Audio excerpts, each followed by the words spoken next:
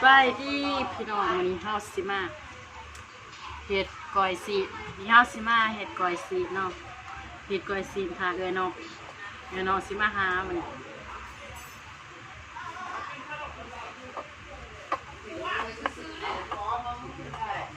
ต้มซีนกัน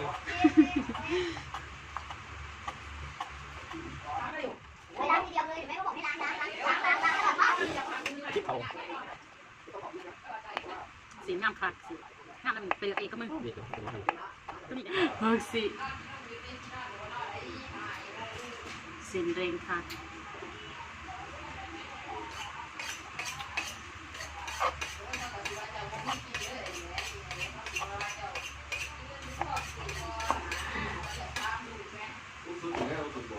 นี่พาข้าวเตรียมใบ12 ขวด7,000 กว่าอะไรพี่7,000 เก่า กำลัง นอก สวย คอมเมนต์หรอ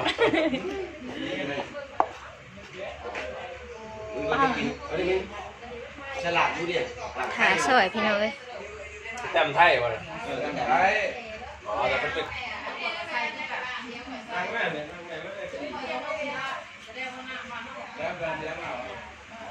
จนมาอินบอกให้นางง้อนเป็นจะได้อิน ยืนดิอย่าง เสียงว่ากระสีดังๆแม่จักหน่อยเนาะเพราะว่าเอ๋ยน้องเข้าได้ ไปน้องมาครบบ่ยังอีกคู่หนึ่ง แม่ไผ ยังคู่อายกกแม่ดื้อจนดื้อนะไอ้กก็ได้จนว่าบ่มีได้เห็นน้ำสกุล ขนาดน้องสะใภ้ทองยังบ่หูเลยว่าทอง เจ็ดสิกอด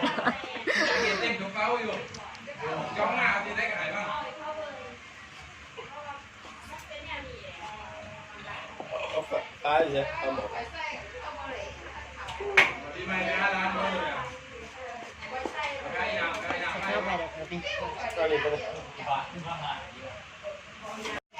ตอนนี้เฮาก็สิมาซอยผักหอมเด้อทุกคน นี่เครื่องในเฮาก็ใส่เรียบร้อยซอยเรียบร้อยแล้วเด้อเดี๋ยวเฮาสิใส่บักพริกไว้เนาะมันจะสิสินหั่นเนาะเดี๋ยวสิมาซอยผักหอมกันเด้อผักหอมก่อน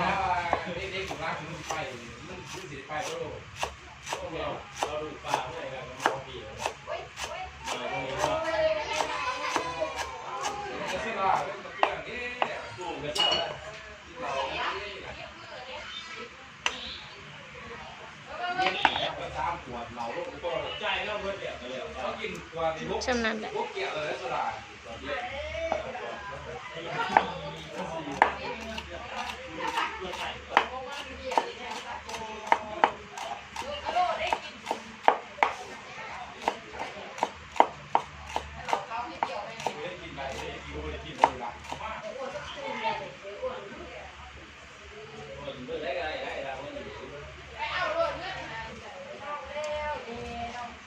นี่หอมห่อ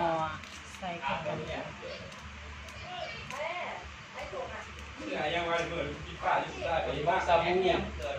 ซาบูพัทุนาต้นก้อน โอ้ยเบิดเลย คุณน่าอร่อยก็นุ่มโอ้คนขาดเลยตรงนี้เอามาซอยได้แล้ว บ่ยาก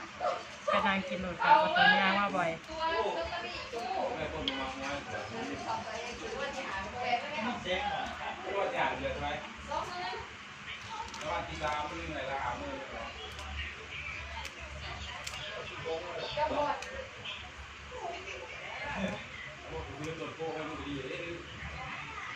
เนาะทุกคนขั้นตอนแรกเฮาก็สิใส่พริกป่นลงไปก่อนเนาะใส่มากไว้ให้มันอันนี้เนาะเดี๋ยวเราก็สิเนี่ยมาถามเบิ่งตอนก่อยได้เนาะแม่นบ่ล่ะข้าวคั่วมัน แมนรสดีไปจักข้าวคั่วใส่ไว้ รสดีบะรสเตี้ย รสบ่ค่อยดีเนาะอันนี้เป็นข้าวคั่วเนาะพี่น้องมันใส่แบบสมัยเก่าเด้อแควแฮนโดได้นี่เบิ่งมันอันนี้เฮาใส่ดีลงไปทุกคน เนี่ยมาคมๆเลย ปองไปคมใส่อีกบ่ เดี๋ยวคนก่อนที่คอยซีมเดี๋ยวมันคมเกินไปกินบ่ได้เด้ ญาติเป็นมะเร็งเนาะพี่น้องเนาะเขาครัวเขาหามกินได้ได้ เป็นมะเร็งใต้นี่สิได้สาดได้นี่สาดนี่ก็ดีอยู่แล้วนะ มือก่อนกระสิบ นี่เนาะข้าวคั่วข้าวคั่วก็บะพริกใส่ก่อนเนาะนั่นไหนบอกแต่ว่าเป็นอะไรฮะแต่บะพริกกับข้าวคั่วกับบีน้ำปลาอันนี้เนาะเขาใส่เป็นนัวเนาะวันนี้เขาก็สิได้เบิดเป็นนัวนี่ทุกคนเอาสิใส่ซ้ำนี่โมแมนเนาะเขานี่คนเฮ็ดเฮามานี่ ใส่เกลือจักหน่อยเอาน้ำมาละลายป่ะค่ะ อืม บ่ทัดเลยเดี๋ยวเฝ้าได้มันหอดมันสีเนื้อซุป อืม ซีนซุปแล้วมันบ่เป็นปลาแล้วเด้ นี่เนาะโมเมนต์ว่ามีตาเป็นนัวเด้อทุกคนเกลือเนาะ ใส่เกลือใส่น้ำปลาเด้อขันมักปลาแดกก็ใส่ปลาแดกก็ได้ นี่มะพริกแกมกัดวันนี้เขาสิจวดก่อนเฮ็ดก่อนเฮ็ดเนาะเดี๋ยวเปิดสิซีมันพี่น้องเบิ่งบ่ได้กินเฮิงนั่น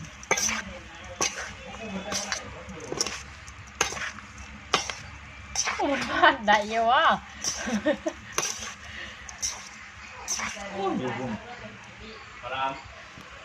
เป็นจะได้ค่ะ เป็นจังไดซิบอีกคำหนึ่งจะสิได้หูรส บ่ขม สิใส่บีลงอีกเนาะนี่ก็คือวิธี วิธีบันวะ วิธีวิธีเฮาแก้บีแบบสุดยอดโดนนะแบบว่าจั่วใจโดนนะ เบิดเลยเด้อพี่น้อง ขอบคุณต้องอีกนะ บอกปานเขาเลยบอกไปเขาได้คนสวย มาอะไรมา นั่งเว้านั่นนั่งเมานั่นนั่งสิเว้าร้ายขึ้นเด้อพี่น้องมาเนี่ย จวดเอื่อยน้อง ปรุง มาก หน่ว คร ย บ จังน้อยเนาะ เอื่อยน้องมากครบขาด3 ขาดอีก3คน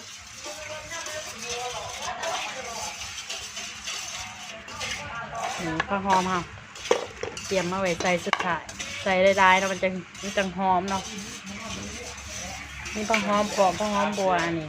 ข้าวหอมหอมนะหวานนะภาษาไทยก็เสือนสะระแหน่เนาะอันนี้ผักบัวละผ้ามาเนาะผักบัวละผ้าในประเทศไทยยังนะ หัวละค่ะ หัวละผ้าไปกับไปว่านะบุกโกยเดี๋ยวไปว่า คนคิดตามนี่ก็ อย่าบอกเนี่ยนะเพราะว่า 72คนเฮามันก็ได้เดือไอ้วะ ฝากติดตามเลยเด้อพี่น้องเอ้ยกดติดตามหน่อยเด้อเกินหนีเบิ่งแน่หน่อยขอร้องติดตามให้แน่ ไล่บุกขอกดกระไรวะ แล้วก็มีหยังพอกดไลค์ก็กดนำเด้อพี่น้อง กดฝากกดอันนั้นเนี่ยกดติดตาม ไก่เด้อกดกระดิ่งแม่สิได้แจ้งเตือนเด้อว่าคลิปใหม่ๆเขา นี่ก็สิได้หน้าเอกประจำเนาะครับแบบว่า ให้ก็งามอยู่ ขั้นผ่านกด YouTube ไปไว้นี่หน้าเอกนี่สิได้ออกตลอดโดนหน้านี่เซออกตลอดเด้อ เสียออกหน้าเวทีบ่ แมน โคตรเทิงแท้นี่เนาะนี่ก็เอื้อยน้องเฮาเนาะมาครบหน้าครบตาก็บ่ครบหรอกยังขาดอยู่เนาะอันนี้บ่แม่นเหล่าเลยอันนี้ซ่าซื่อๆเบิ่งพักไปถามไงที่เขาสมาชิกเอื้อยเนาะ นี่มีไม่ได้ด่ะ เขางักเหรอ